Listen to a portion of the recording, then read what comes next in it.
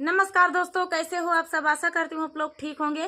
तो आज सुनाएंगे आप सभी को कहारवा नाच गीत। बहुत ही प्यारा चुटकुला कहारवा नाच गीत है, सुनिएगा और बताइएगा कैसा लगा।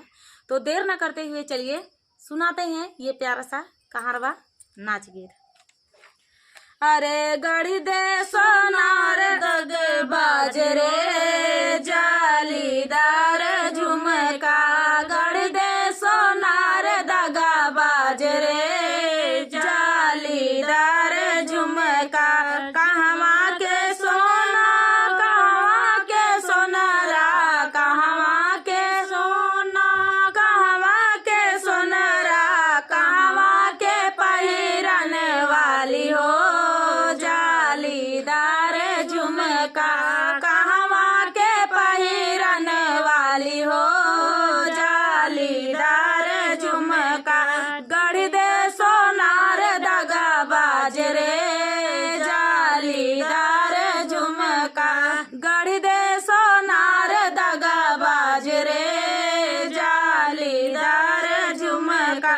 दिल्ली का सोना आगरा के सोनारा, दिल्ली का सोना आगरा के सोनारा, झांसी के पहिरन वाली हो जालीदार झुमका, झांसी के पहिरन वाली हो जालीदार झुमका।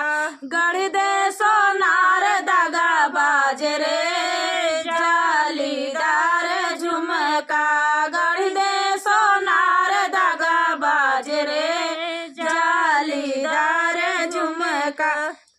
झुमका पहिरी धना अंगना बहार, झुमका पहिरी धना अंगना बहार, सोनरा मांगई बनवाई हो जालीदार झुमका, मांगई सोनार बनवाई हो जालीदार झुमका।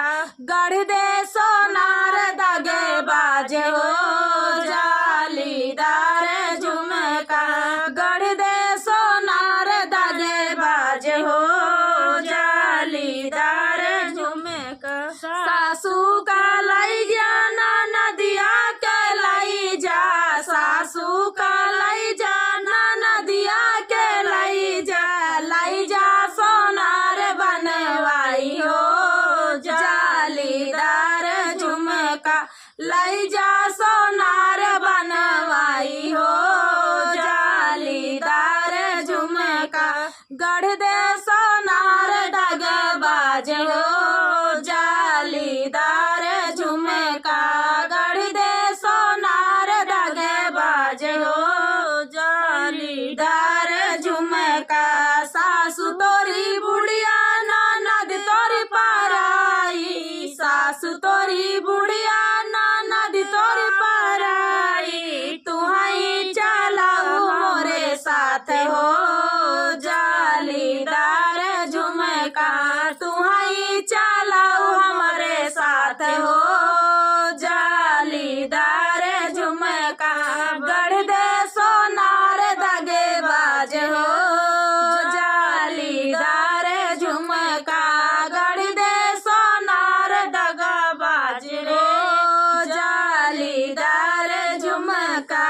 तो दोस्तों ये प्यारा सा कहारवा नाच गीत आप सभी को कैसा लगा कमेंट में बताना दोस्तों। मिलते हैं नेक्स्ट वीडियो में, तब तक के लिए नमस्कार।